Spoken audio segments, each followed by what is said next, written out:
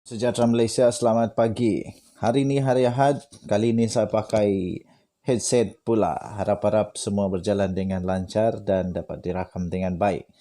Okey, tuan-tuan dan puan-puan sekalian, hari ini 6 hari bulan. Ada 6 hari lagi sebelum pilihan raya negeri Johor.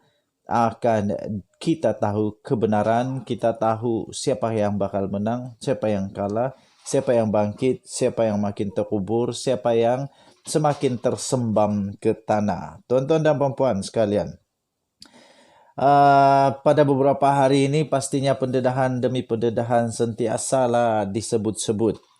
Dilaung-laung, dedah mendedah, ungkit mengungkit. Tapi sebelum itu pastinya tagline untuk channel ini, Nadi Suara, denyut nadi suara rakyat bergema di channel ini. Denyut nadi suara rakyat bergema di channel ini. Okey, tuan-tuan dan puan-puan, sila komen video ini. Siapa menang pilihan raya negeri Johor? Barisan Nasional kah? Perikatan Nasional kah? Pakatan Harapan kah? Pejuang kah? Muda kah? Atau apa pendapat kamu? Okey, saya nak kongsi satu artikel. Satu artikel yang memang agak panas, menarik perhatian saya. Banyak-banyak artikel. Saya banyak baca artikel sebab saya suka membaca. Dan daripada membaca dapat ilmu. Kan membaca itu jambatan ilmu. Jadi banyak artikel yang saya baca, tetapi artikel ini antara yang terbaik yang saya baca, iaitu daripada shahbuddin.com. Ditulis oleh shahbuddin.com.net. Kamu boleh masuk ke sana. Tajuknya amat menarik. Kamu komen ya. Kata tajuk yang ditulis oleh shahbuddin.net ini, apa guna berani mendesak PRU disegerakan jika UMNO sendiri takut menyegerakan pemilihan parti? Tajuknya pun memang betul-betul menggamit, trigger. Memang triggering. Betul. Mengapa perlu mendesak PRU diadakan dengan segera? Tapi rupa-rupanya pemilihan parti takut pula nak diadakan. Adakah orang-orang tertentu takut hilang kuasa?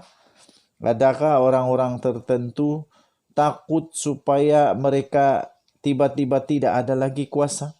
Ataupun adakah orang-orang tertentu takut seseorang pula tiba-tiba berkuasa dan mereka pula hilang kuasa?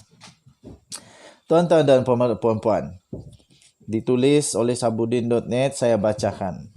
Sama ada PRU 15 akan diadakan lebih awal atau dilangsungkan sehingga tamat tempoh penggal parlimen pada Jun 2023 adalah bergantung segala-galanya terpulang kepada Perdana Menteri Malaysia, iaitu Ismail Sabri Yaakob untuk menentukannya. Walaupun dilaporkan akan ada desakan-desakan yang berterusan bertali arus tanpa mengira Barisan Nasional menang atau kalah dalam PRN Johor 12 Mac ini, sebagaimana yang diungkapkan oleh Timbalan Presiden UMNO Muhammad Hassan, bahawa desakan kepada Ismail Sabri akan tetap dilakukan. Realitinya parti itu hanya ada kuasa untuk mendesak dan menggertak saja. Betul. Realitinya UMNO hanya mampu untuk mendesak dan menggertak saja. Tapi tiada kuasa untuk menentukan PRU akan datang. Apa komen kamu? Kata putus sama ada yang di-Pertuan Agong akan dinasihati untuk membubarkan parlimen lebih awal atau tidak, kata putus akhir tetap di tangan Ismail Sabri. Betul, sangat-sangat betul. Kalau Ismail Sabri enggan akur, apa UMNO nak buat? Betul-betul. Kalau Ismail Sabri enggan, apa UMNO nak buat? Takkan nak pecat Ismail Sabri. Ada, ini memang letak kepala atas batu lesung, lepas tu hentak dengan batu lesung. Kalau Ismail Sabri enggan akur, apa UMNO nak buat? Berani ke? Apakah Zahid Hamidi dan Najib Razak mahu mengetuai gerakan untuk menjatuhkan Perdana Menteri sekali lagi, seperti yang dilakukan kepada Tan Sri Muhyiddin Yassin? Seperti mana mereka telah melakukan itu kepada Mahyadin Mat Yassin sebelum ini.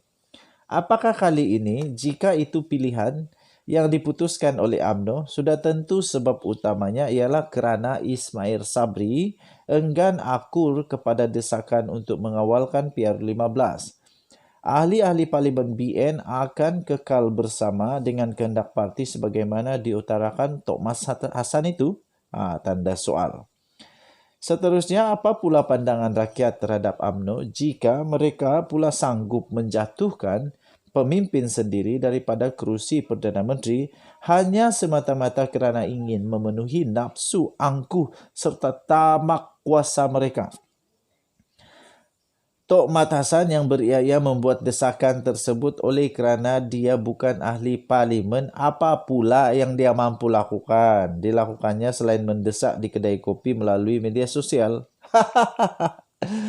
Aduh, Tok Mat Hassan bukan ahli parlimen. Dia itu dun je. Jadi apa sebenarnya yang ada pada dia kan? Dia hanya dapat bersuara sebagai yang berkuasa di UMNO lah. Berkuasa untuk bubarkan parlimen tak ada langsung. Jadi seperti kata sahbudin.com.net ini, kata yang membuat desakan itu Tok Mat Hassan, oleh kerana dia bukan ahli parlimen, apa yang dia mampu lakukan selain mendesak di kedai kopi melalui media sosial? Aduh, pedas sakitnya aku di sini.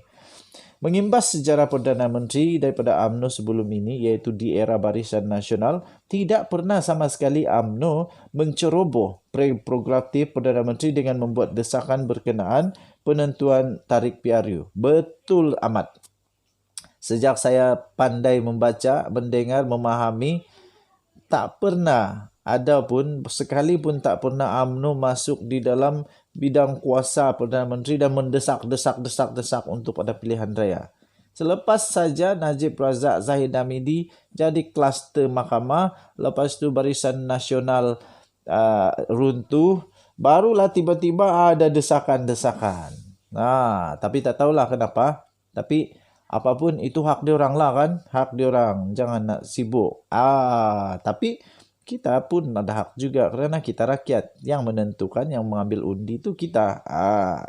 Okey.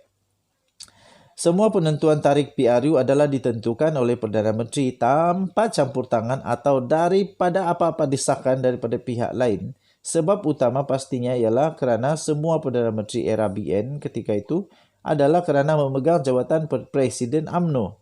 Jadi takkan nak lawan Presiden. Tapi sekarang ni memang pelik. Bukan Presiden, kerana Presiden UMNO sekarang ini sedang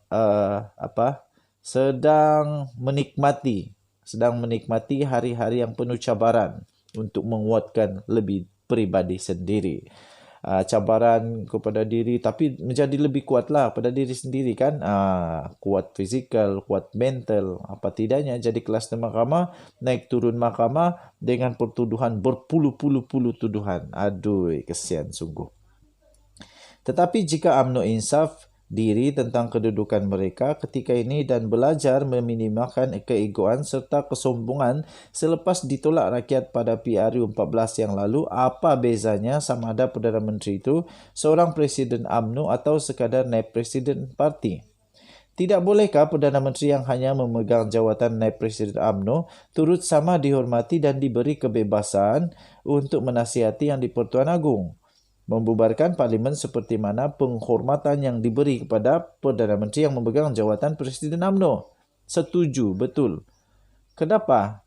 Mentang-mentang dia hanya timbalan Presiden, jadi bolehlah dipaksa-paksa. Lebih kurang macam itulah maksud Sabudin kot. Okey. Jadi saya setuju. Sepatutnya adil lah. Yang penting dia Perdana Menteri, kuasanya Perdana Menteri, jadi penghormatannya patut seperti Perdana Menteri. Betul tak? Apa komen kamu? Jangan lupa komen. Kepada UMNO kali ini mahu bersikap tidak wajar. Kenapa? Kenapa UMNO kali ini mahu bersikap tidak wajar terhadap Perdana Menteri dengan ingin terus mendesaknya mengadakan PRU dengan lebih awal? Begitupun apa pilihan yang terbaik untuk UMNO sebenarnya? Okey, panjang lagi tulisannya. Saya bacakan sampai habis. Sementara berterusan mendesak agar Ismail Sabri jangan tunduk kepada desakan UMNO itu, barangkali adalah suatu sikap yang keterlaluan dan seolah-olah mengajaknya tidak patuh kepada kehendak parti. Yang terbaiknya ialah UMNO itu sendiri seharusnya lebih dulu menunjukkan jiwa besar membuka jalan kepada penyelesaian lebih harmoni. Caranya tidak lain adalah dengan semua pemimpin UMNO menghentikan desakan PRU awal itu kerana ini akan membuatkan rakyat jadi meluat serta di ketika yang sama membenarkan pemilihan UMNO diadakan terlebih dahulu sebelum tempoh penggal parlimen sekarang berakhir. Jika dalam pemilihan UMNO itu nanti perwakilan UMNO menyokong Ismail Sabri mengambil alih kepimpinan parti, bermakna UMNO sendiri tidak mahu PRU diadakan lebih awal. Fui, memang dalam, pandai betul Sahabudin ni. Betul ini. Jika pemilihan UMNO itu nanti perwakilan menyokong Ismail Sabri, maksudnya mereka akar umbi tak mahu pun pilihan raya. Jadi siapa yang mau pilihan raya? Jadi Ismail Sabri hanya relevan untuk akur kepada desakan agar mengadakan PRU lebih awal itu sekiranya beliau sendiri tidak sedia mengambil alih teraju kepimpinan UMNO dan setuju agar Zahid Hamidi kekal selagi memimpin parti. Namun perkara pokoknya ialah demokrasi. Dalam pemilihan UMNO harus dihidupkan terlebih dahulu. Apa gunanya berani mendesak PRU awal jika sekiranya UMNO sendiri takut mengadakan pemilihan parti lebih awal? Artikel ini ditulis oleh Sahabudin.com atau Sahabudin Husin pada 5 Mac 2022. Ini adalah pendapat daripada artikel ini. Ini adalah pendapat daripada penulis dan tidak semestinya menggambarkan pendapat daripada saya. Tapi banyak pendapat yang saya berkenan, pendapat yang saya setuju.